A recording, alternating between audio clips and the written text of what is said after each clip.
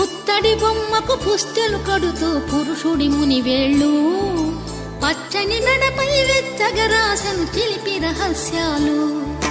నేలకు జారిన తారకలై ముత్యాల తలంబ్రాలు ఇద్దరి తలపులు ముద్దగా తడిపిన తుంటరి జలకాలు. అందాల జంట అందరి కంటికి విందులు చేసి